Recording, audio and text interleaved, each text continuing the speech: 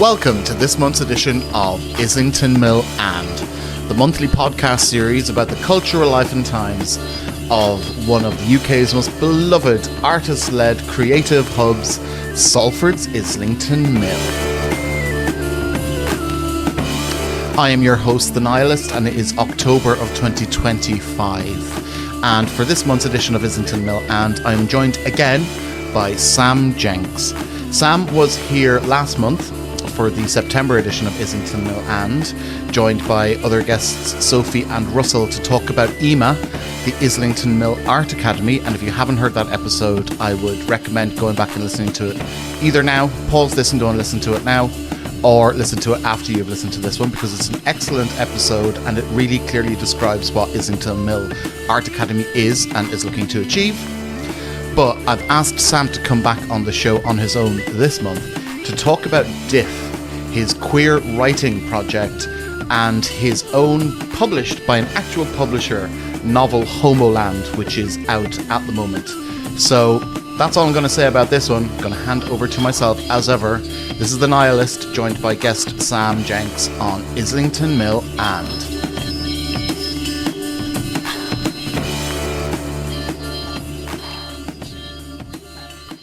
Sam Jenks, welcome back to the Islington Mill and podcast.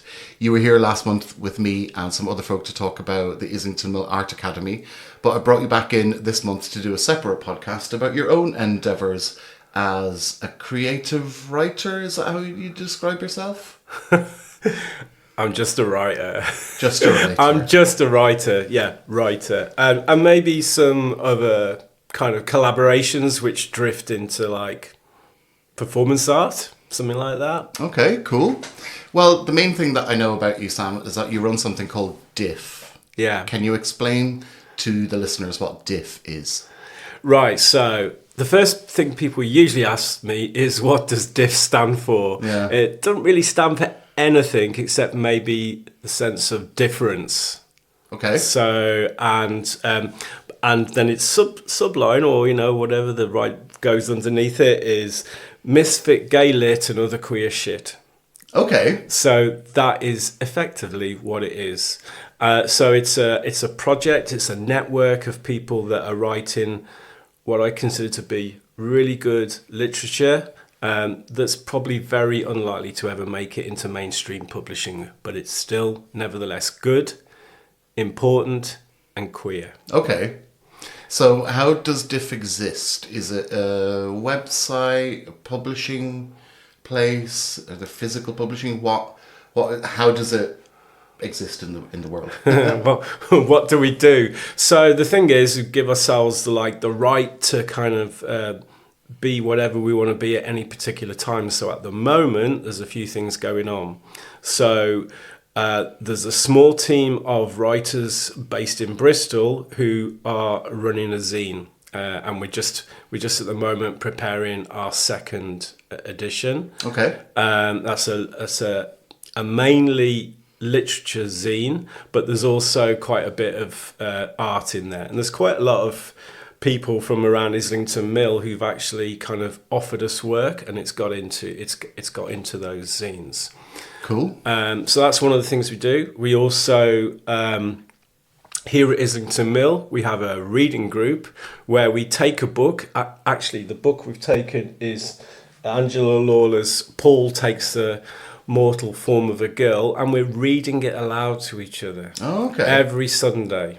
Yeah. So, and that completely changes the experience of the book. Mm-hmm. So we spend some time reading the book, reading out to each other, and then after about 40 minutes, we sit down and talk about how that's landed with us. And that book in particular is really good for aspects of queer political history and looking back at the 90s. Right. Can you give us a little brief taste of what the book's about?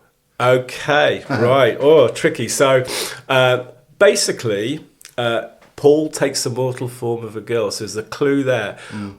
Paul is a shapeshifter, and in the very opening scene, he wants to know what it's like to have sex as a girl. Okay. And so what that means is he goes out on the town, but before he goes out on the town, he starts his shapeshifting which is basically his penis shrivels to nothing, and then the vagina appears in its place, and breasts grow. Wow. And out she goes. She comes. That's quite a skill for a person to have, to be able to do that. I think I know a lot of people who'd like to be able to do that. Yeah, so it's a really lively read, but it's also quite, it's funny, and but it's also, there's a serious side to it. So you kind of get a really good look at a whole, because Paul can shapeshift, they can move across different parts of queer community. And it's set in probably around 1992.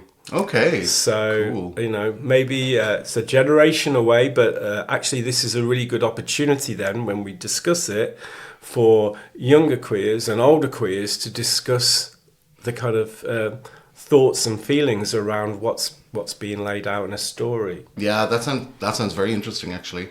How did DIF come to be then? How did you set it up? Did you set it up yourself? Yeah, I did set up DIF.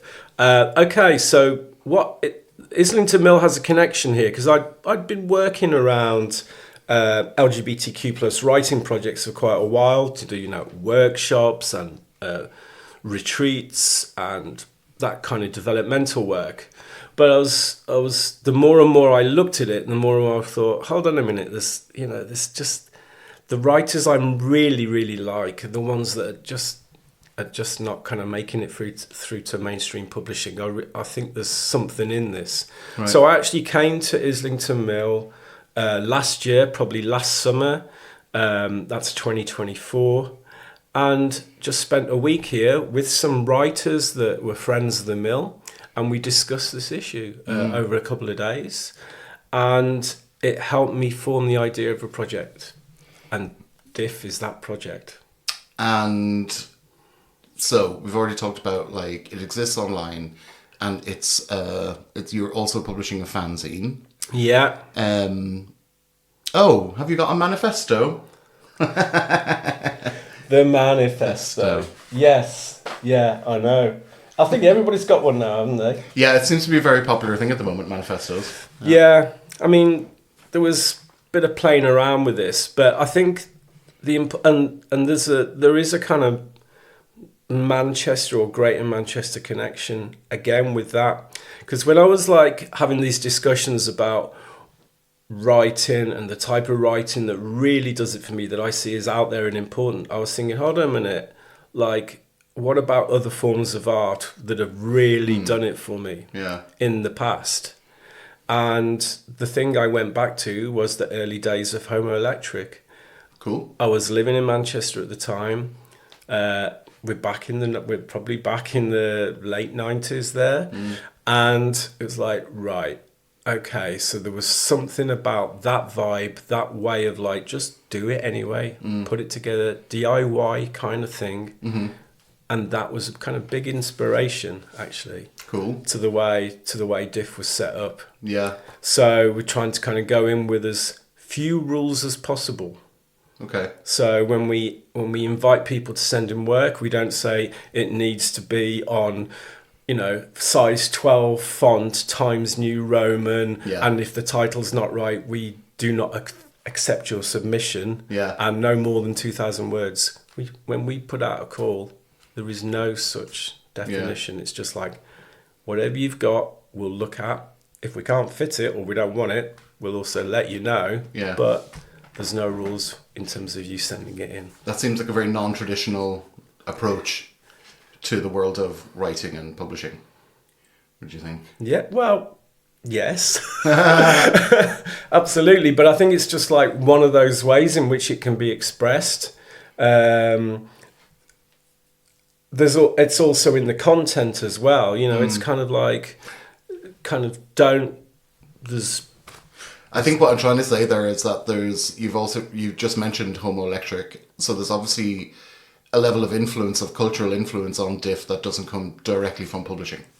Oh, right, yes, absolutely. I look elsewhere, because actually I think generally, especially UK publishing, I think is pretty conservative. Okay. In a world level, it's pretty. It hits big in one level, but it's pretty small. And most agents don't live more than about 20 miles outside London. and it's also very, very geared towards academia. Yeah. So, and usually that's the way you earn your money. You write a novel, then you get a job in academia teaching other people to write novels that never get published. Yeah. So it's, I'm much more interested in, I think queer stories are very different. They can take many different shapes, and I'm interested in getting those out to other queers. And I think there are many ways of doing that, and including by hand on a piece of paper. Sure. Even pinning it up on a wall, or even painting it up on a wall. It doesn't have to. There are many ways in which the word can land with people, and there's many ways of reaching your people. Yeah. Cool. Well, have you got the manifesto there? I've got it. Read some of it out. Okay. Writers, readers, artists allowed to dream the impossible. Paint it up, type it out. Do it by hand, by mouth, touch it. Genre free. Get your ideas off the ground. Get loved up on books. Queer writers are different. Queer writing is different. Experiment along the edge. Rough can be a style. Transgress, intersect. The voices of the fucked over. Readers, up close and personal. Freedom of expression. Experiment, be dirty, go all the way. There you go. Cool. Words. That sounds good. That's a very appealing manifesto. I think some manifestos can be quite dry and quite, like what you were saying about like writing in general, the mainstream publishing world, I mean, more specifically, very academia orientated and stuff. And a lot of manifestos that I read are just like, oh, this is boring. Whereas that's much more like, I can see the influence of the kind of original Homo Electric stuff in there. You mentioned earlier that there's a Bristol connection. Yeah. What is that? Well, when I started it, I was living mainly in Bristol. Oh, okay. So that's just part of it. But what's happened is a really cool team of writers have come together, and they actually they put the zine together. And I kind of remotely joined them, and currently we're working on a horror theme. So we would dream to have it out by the 1st of November, which we've identified as the day of the DIF. But probably, and we don't really care, it might come out a few days later. But we'll definitely have it up here in Islington Mill, available for the winter open day on the 13th of December. Cool. And it'll probably be printed here at Islington Mill at Mark the Printers. Oh, excellent. Keeping it all in-house. Yeah. So a lot of the other people who are involved in DIF are based in Bristol. Some are in Bristol, but there are actually people now. I mean, there's a loose network anyway, so there are people I'm in touch with all over the world, to be honest. Oh, okay. So some of these the writing comes from all over the world, and those connections tend to stay, because every time we make a connection with somebody, we want to kind of, that's the going deep bit. We actually want to hold on to that connection and see what can grow, see what can come of it. Yeah. And that slower, more organic approach is we're finding that much more enriching for like the kind of the experience of the making of the art, the making of the writing.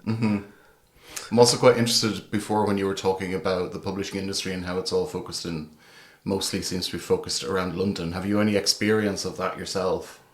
Like, or obviously if you don't want to talk about it, we can skip over that. Oh, you mean have any experience of like, anything you want to rag out about the publishing industry being based in London? But I've got another part to this question as well, which I'll save it. Save it. But I also wanted to like talk about, is there any publishing action happening in Manchester that you're aware of? And is there anything, like, we're not in London, but at the same time, I feel a lot of the time when Manchester's cultural industry, it looks a lot to London, to what it wants to do.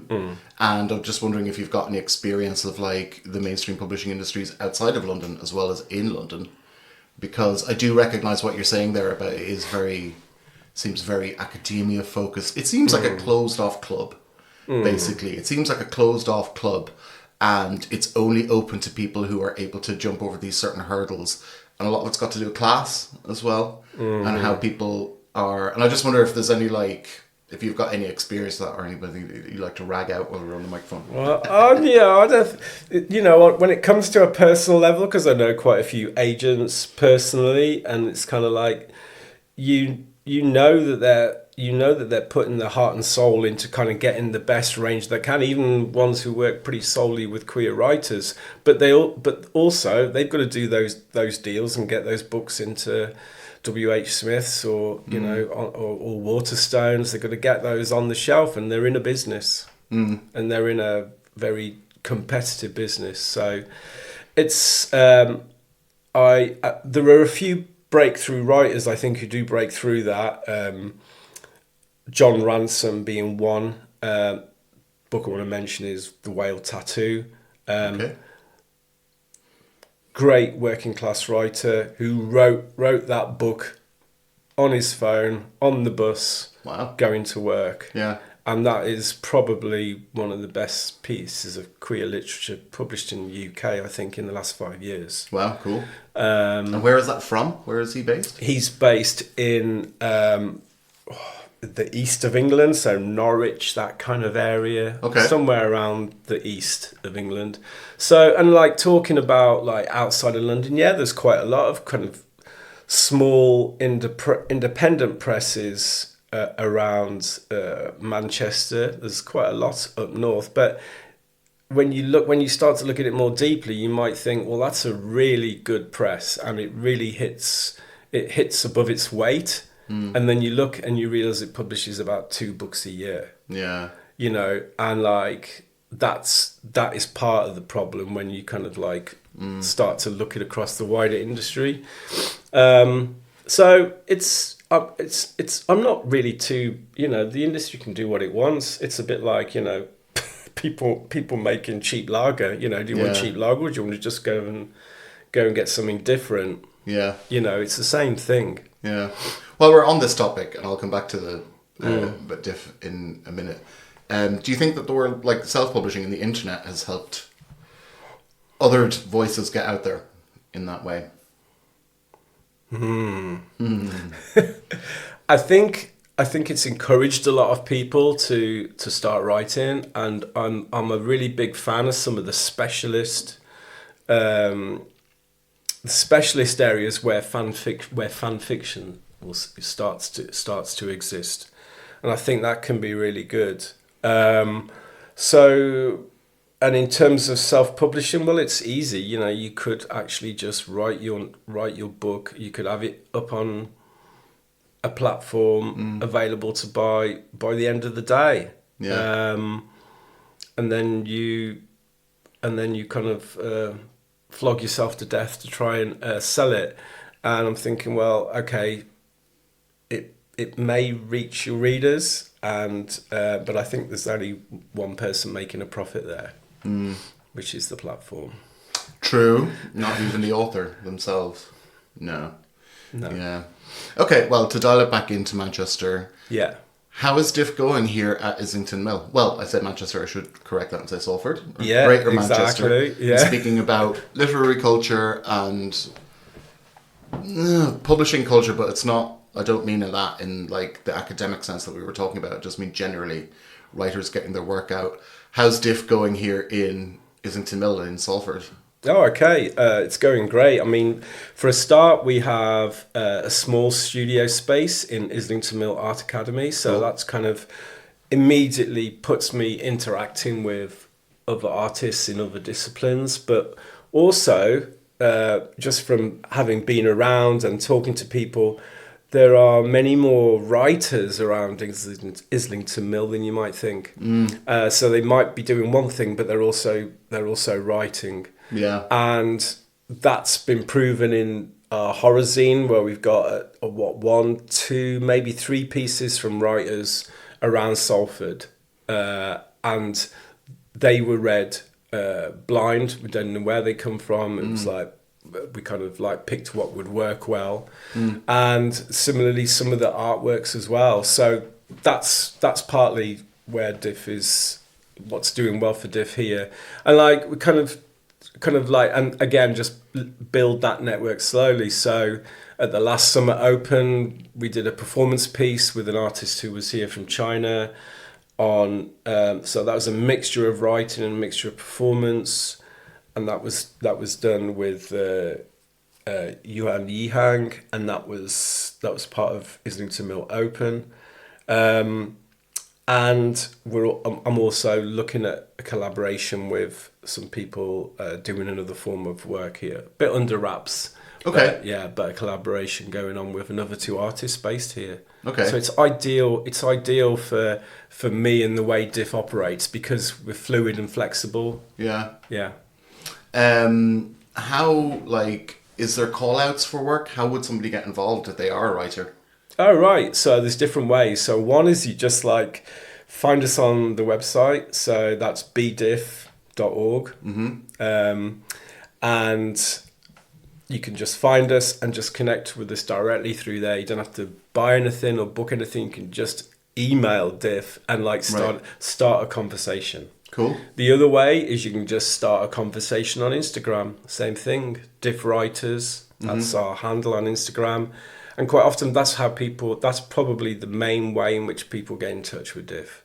They just start messaging. Yeah, sure. And it's like, I'm doing this, you're doing that, da-da-da.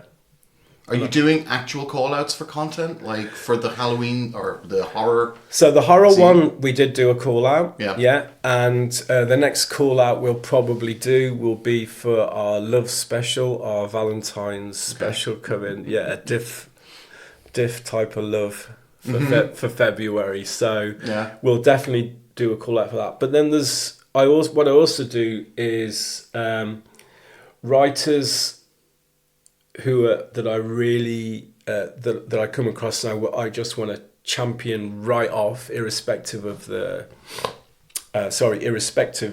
zine, is we do something called white labels. Okay. So, and that would be like basically taking a shorter piece of work from that person and just publishing it as a plain white label. So it's just completely white, just has DIF on the front, their name, the story. Physically publishing it. Yeah. Physically publishing. Have you got one? There's one. Oh, cool. Okay. So. Horror for White Men by Nuril Basri. Okay. And it's just obviously people can't see. So I'm going to describe. Yeah, it's in a plain white cover and it's all plain white. Cool. This is very this reminds me of the music industry in terms of, when I say the music industry, I don't mean, can I keep this?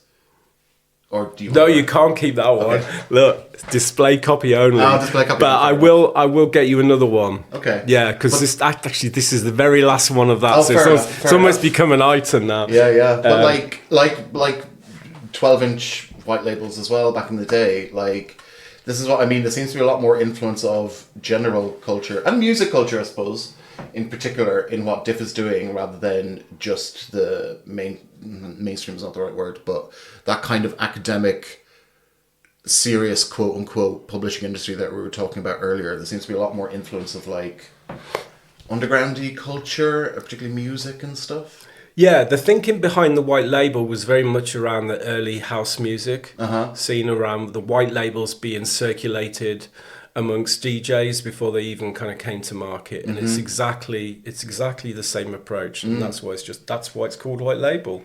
Yeah.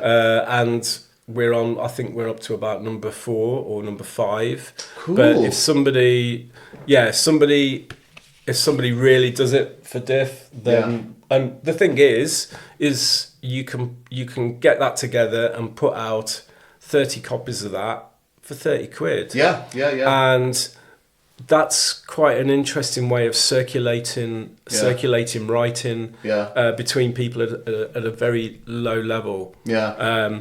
But there's a lot of theoretical work going on now about how minor writers quite often become major writers through a long, many years.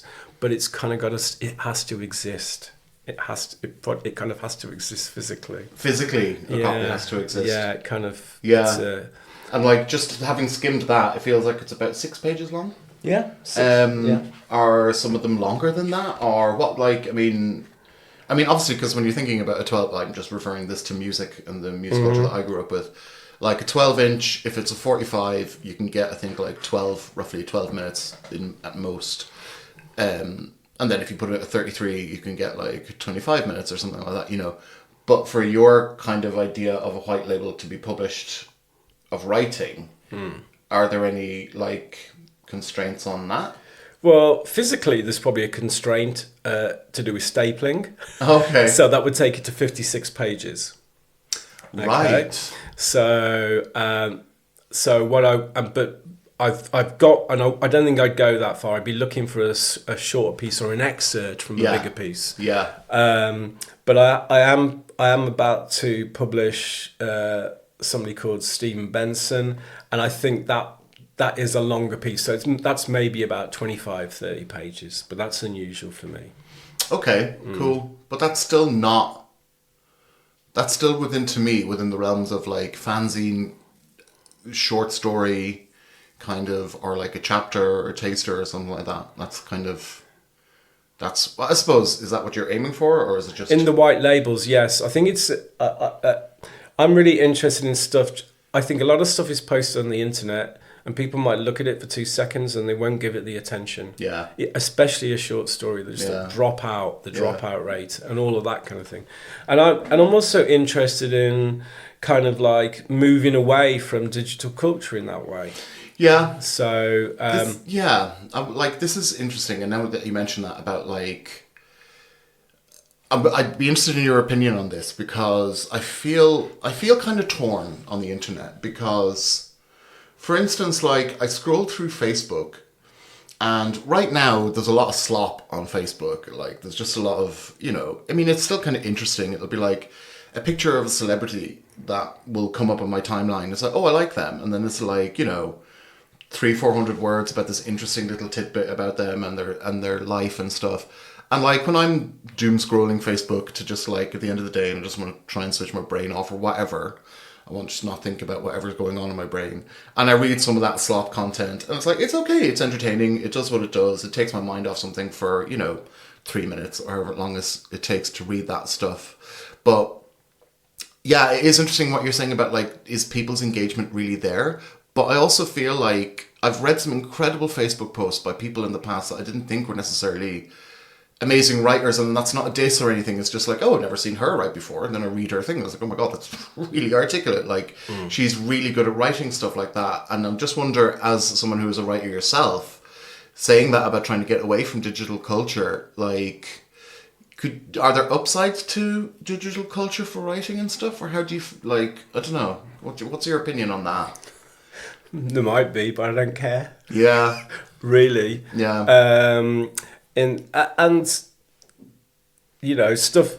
I do have stuff online. You know, I've got a website, and some of my work is free to read online.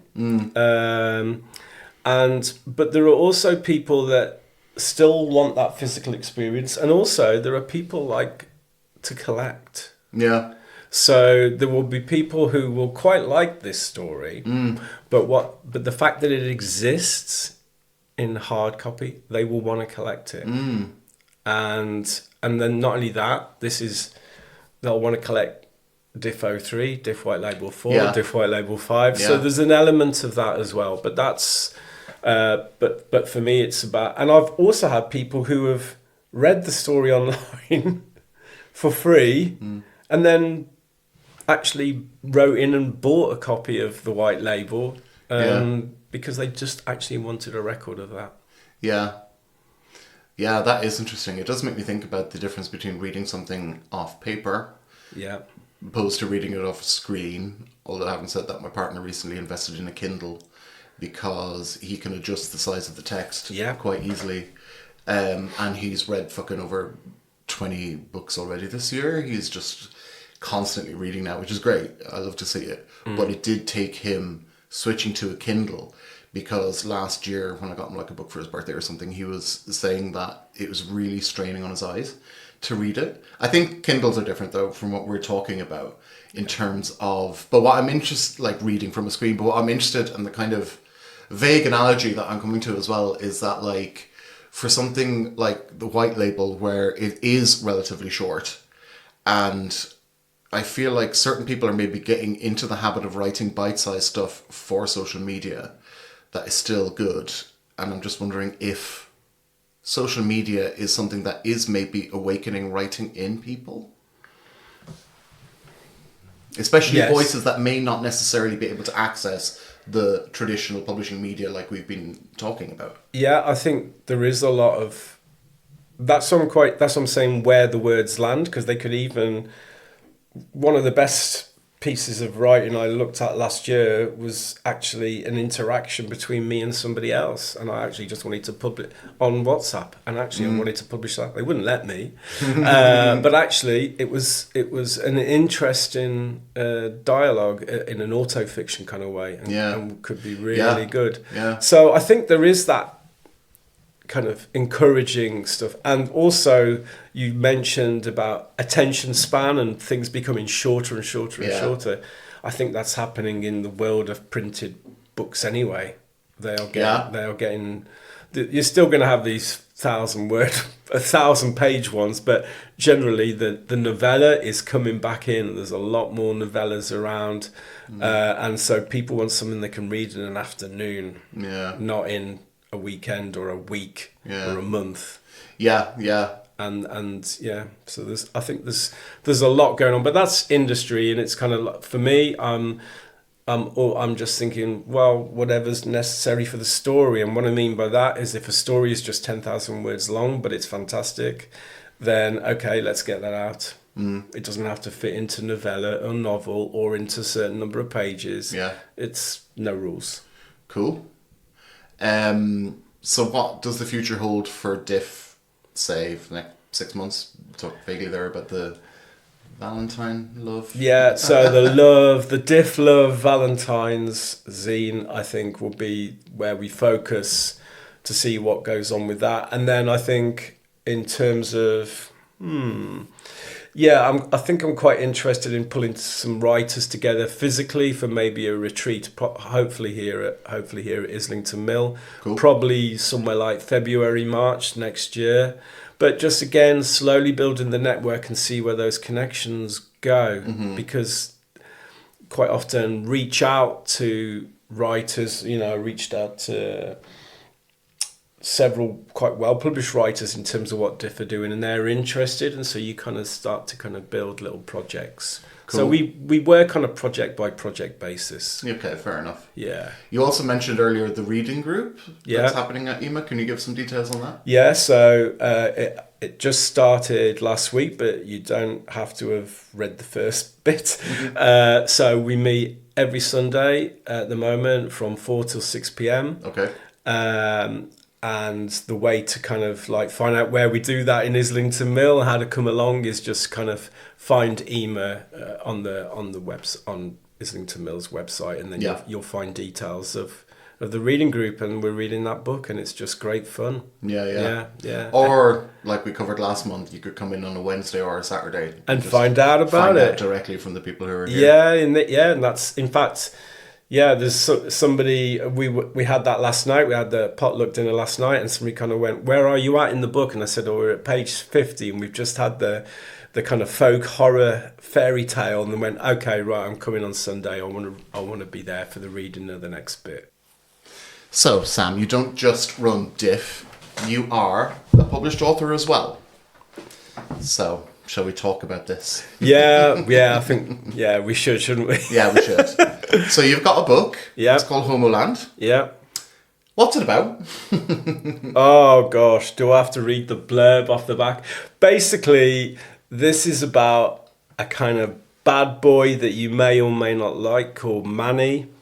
And he has a kind of particular view on the world. He's interested in landscapes and how they've been constructed by straights, both the city landscape and the countryside landscape. And the question is, what if somebody was to start doing something about that? Right. And that's Manny. That's my protagonist. That's my anti-hero. Okay. So you can probably read it as a a bit serious, but every time I read it now, I read it much more as a dark comedy. Right. A very dark comedy, maybe. Yeah. Yeah.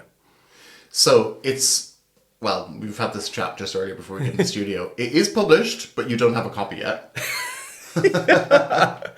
Okay. Yeah. Okay. So it's published. It's published by an American press called Rebel Sartori.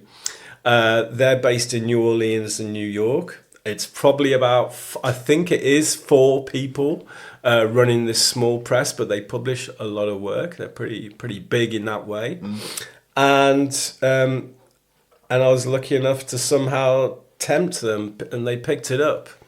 So yeah, it's published by them, but it doesn't mean it has to come all the way from America. So it's available across America, and in the UK, yeah, it's available across the UK. So if you go into any bookshop and ask for it, they can get it in.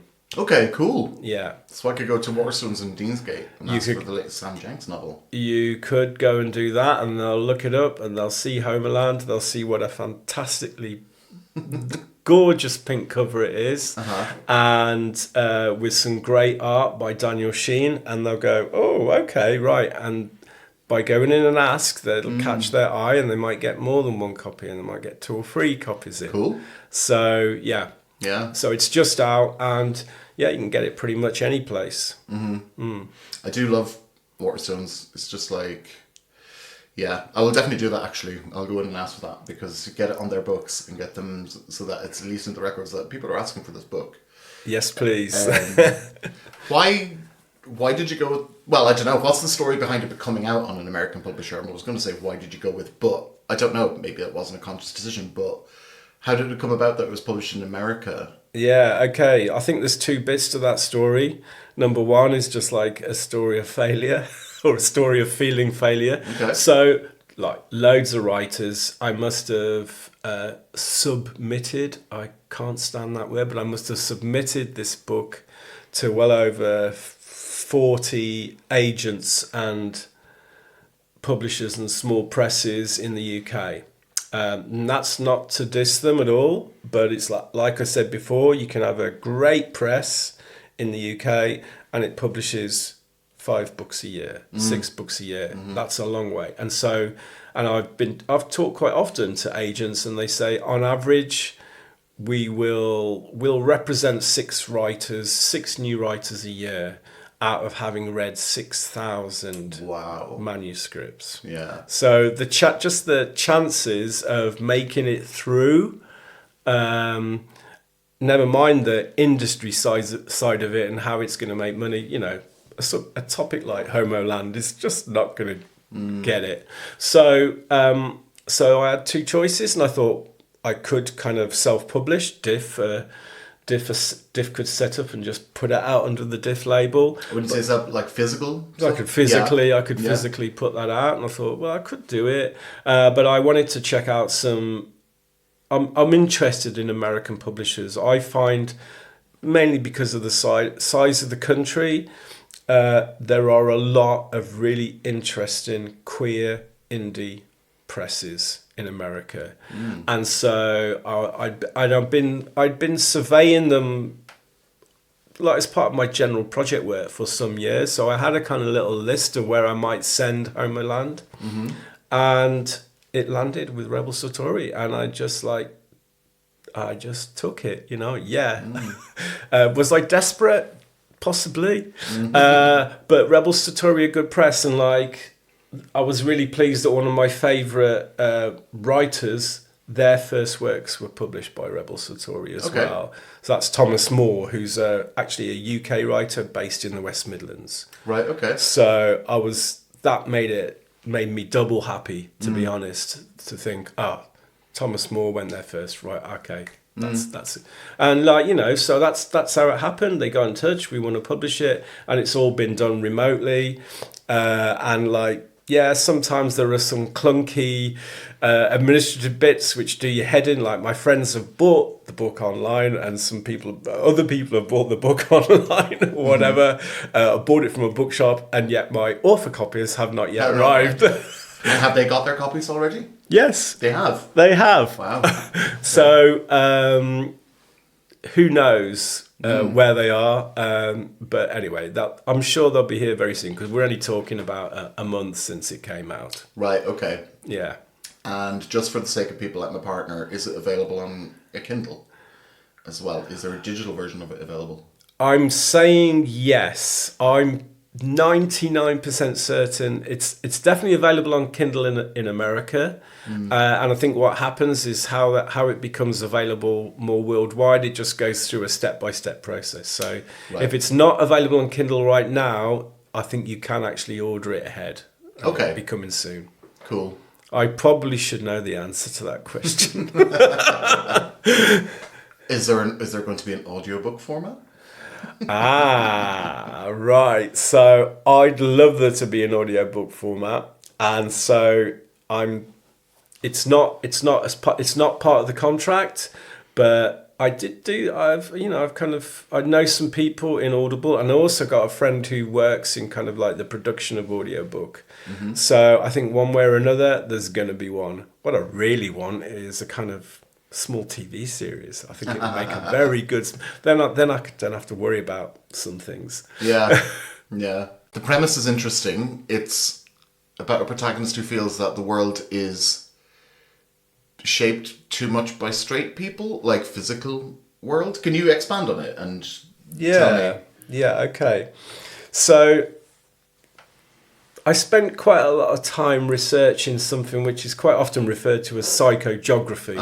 Yeah. So, and that kind of looks at kind of landscapes and how they kind of, what kind of vibe they give off or what they are, where they come from. So I spent quite a lot of time looking at that. And there's a kind of, what's the word? There's a kind of, almost like a kind of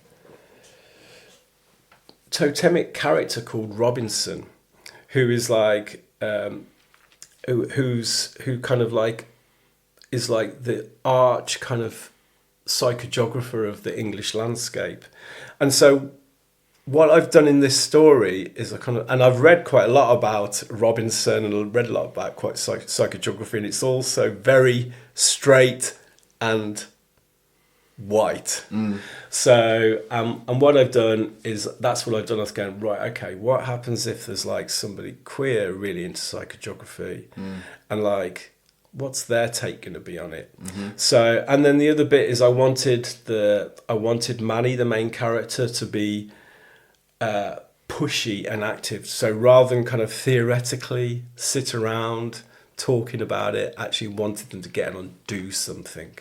So that's why, and they basically invented themselves as a kind of queer psychogeographer, and they've turned up in this very twee white middle class city in the southwest of England, not far from Bristol, Right.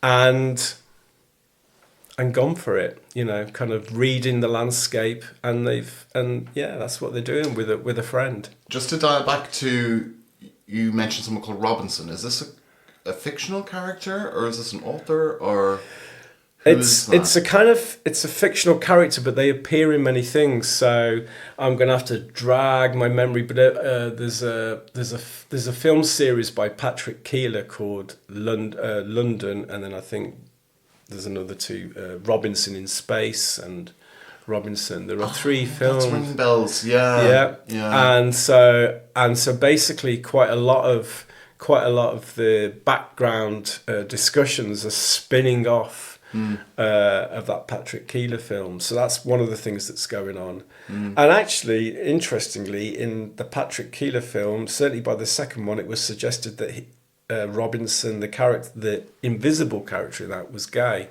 So that gave me some. So in this story, there's definitely been some kind of interactions between Robinson, because I've made Robinson real in this case, but hidden. Right. Okay. And Manny. Yeah. So they know each other. This is quite a big question. Go for it. How do you think queer people do interact with our physical surroundings that is different from straight people? Okay. I think there are different ways. I think one, we try to fit in. Okay. Take the typical plan of a house. It's designed for a family. It's designed for a couple with kids. Yeah. You know. True. Generally, you know. So there's that. Especially, I mean, I know there are many different types. You can just take that. But I think there are also like, you know, and maybe another way to think about it is like you look at a park. Okay, so a park maybe has one use, and a public toilets in a park maybe also have one use, and then what happens is different parts of that society will use it in many different ways. So there'll be unusual pathways going into bushes, and there may be shortcuts done for different reasons, and they're called lines of desire. As it happens, whenever you walk in past a piece of grass and you see there's a path been trodden out. Oh wow! Yeah, it's a line of desire, because what it is people have kind of gone, well, that's the plan, but but actually that's what happens in life, and we need to get from there to there, therefore we go that way. So there's quite a bit of that in the background of this novella, kind of quite a bit of thinking about where we fit in the landscape or not. And similarly, I have pretty much the same view on the countryside. So most of the countryside in England is totally manufactured and structured by industry. It's nothing to do with natural beauty. Yeah.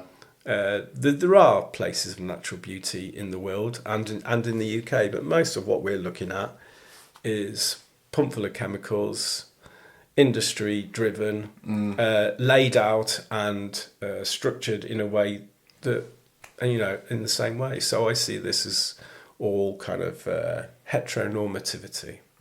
So Manny, my fired up young man, starts to play with these ideas. Okay. Do you want to do a reading? Yeah, okay. Okay, so I'm going to drop us into chapter 7. Short chapters, anyway, so we're not far into the book. And my anti-hero, Manny, is with his friend Ben, and they're wandering into this lovely twee little city not far from Bristol for their first kind of walk and reading of the landscape, I think. And we've got a little scene coming up from that. Our first Georgian street proper, says Ben, where the artisans would have been, but still are in a way. And he points to a window framed in deep pink. I stop and look at the window display. Huge cakes, all white and pastel-coloured icing and unicorns. It's beyond camp, I say. I step closer and press my nose against the glass and peer in. A tall bear of a guy in a white apron stands behind a fussy counter, tying a pink ribbon around a small cake box. You ever been in? God, no. I'm amused by his disgust. Not tempted by this rainbow cake? It's been in the window since the place opened years ago. I wink at him as I reach for the door handle. A cute bell tinkles and I pull Ben inside behind me.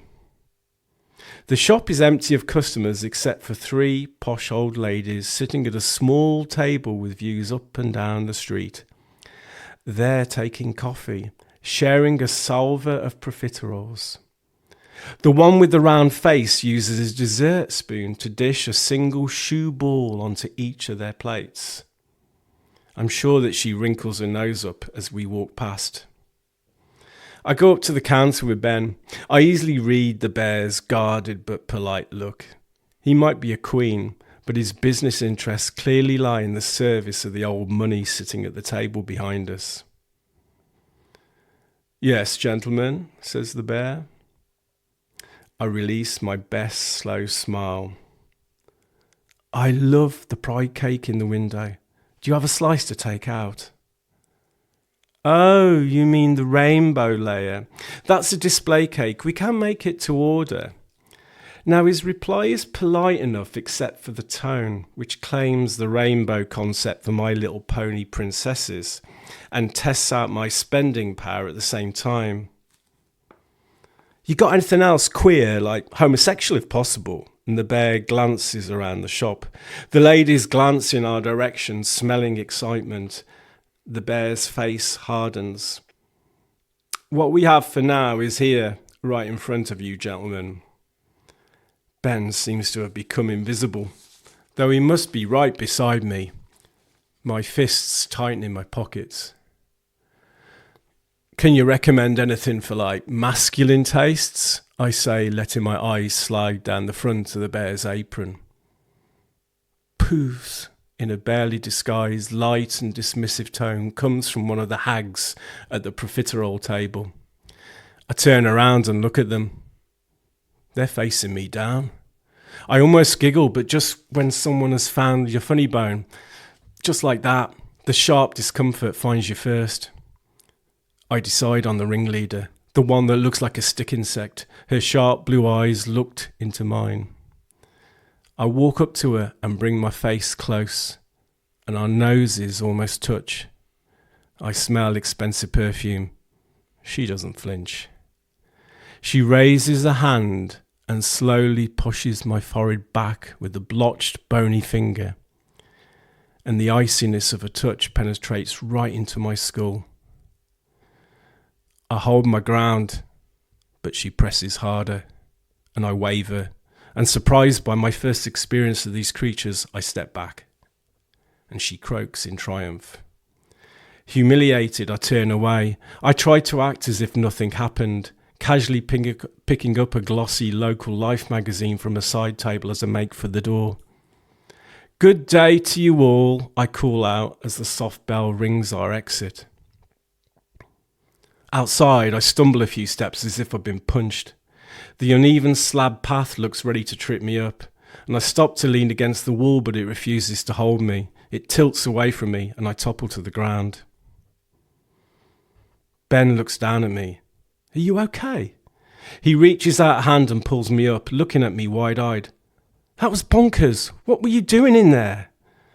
I stand there, confused, my forehead still cold where she had poked. I'm not really sure. It just happened. Well, welcome to my world. You've just encountered one of the Grand Duchesses that run the place. She's got nerve, I'll give her that. And suddenly I'm struck by the scorching path of one of my lightning blushes, and it explodes just below my left ear and shoots across my face to my right temple. I wrench my fists from my pockets and punch the hunted stone wall several times with both fists. It helps. Ben tries to comfort me. The old ones are the worst. I don't care about those fucking harpies. Ben's underestimating me. I'm going to use this experience to power up. Woo, thank you very much. So that was an excerpt from Homoland by Sam Jenks. And just to remind the listeners, Sam, where can they find it and get it? You can go to all of those places online and find it if you must. Or first and foremost, go into your local bookshop, the one you love the most, and ask them about it and get talking about it. Can I drop the satanic name of Amazon? Is it available on Amazon as well? It is available on Amazon as well. Yeah. Just for the people who maybe don't live close to a bookshop, Amazon is an option. I think any sales are good sales, even though, I don't know, do you think Amazon's evil? Kind of, yeah. Fair enough. And just to round things off, can you remind us where to find DIF and how people can get engaged? Right, okay. You can find DIF on Instagram, so that's DIF Writers, that's our handle. Or you can just go straight to the website, which is bdiff.org. Basically, any way you can find to connect with us, I'll respond. It's me the other end, usually. Okay. Yeah. Right, thank you very much. Great, thank you. That was fun.